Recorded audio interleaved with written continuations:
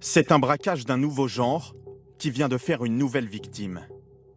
Depuis 3 jours, au siège social de Bouygues Construction, impossible pour les employés de se connecter à Internet, d'écrire un mail ou d'accéder au logiciel professionnel. Derrière ces murs, des centaines d'ordinateurs sont à l'arrêt. Dans un communiqué, le groupe explique qu'une attaque virale de type ransomware a été détectée sur le réseau informatique.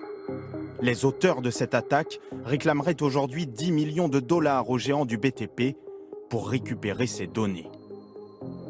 Depuis quelques mois, les ransomware ou logiciels de rançon sont devenus la principale menace informatique pour les entreprises et les institutions.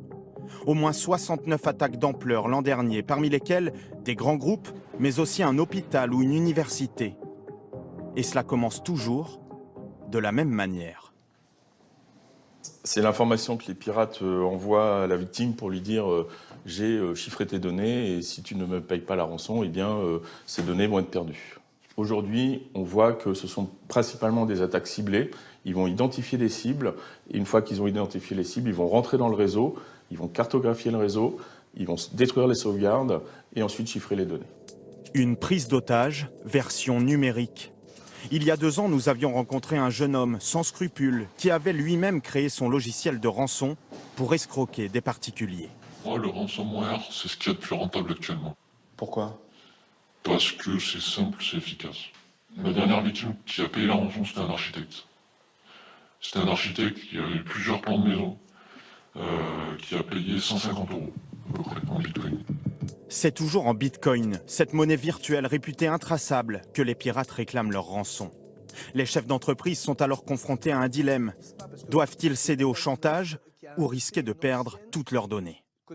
La règle est sûrement de ne pas payer la rançon. Pourquoi? Parce que ça vous désigne comme étant une entité prête à systématiquement obtempérer lorsqu'on vous réclame de l'argent. Ensuite, vous n'avez pas de certitude sur le fait que les données que l'on va vous restaurer soient bien saines, intègres. Et puis enfin, c'est surtout le fait que vous n'aurez pas de garantie par l'avenir que vous ne ferez pas l'objet à nouveau de campagnes de piratage. Après la cyberattaque contre Bouygues Construction, une enquête judiciaire a été ouverte. Mais pour les policiers, il est souvent difficile de remonter aux pirates informatiques, car les logiciels de rançon sont de plus en plus utilisés par des mafias, voire des États.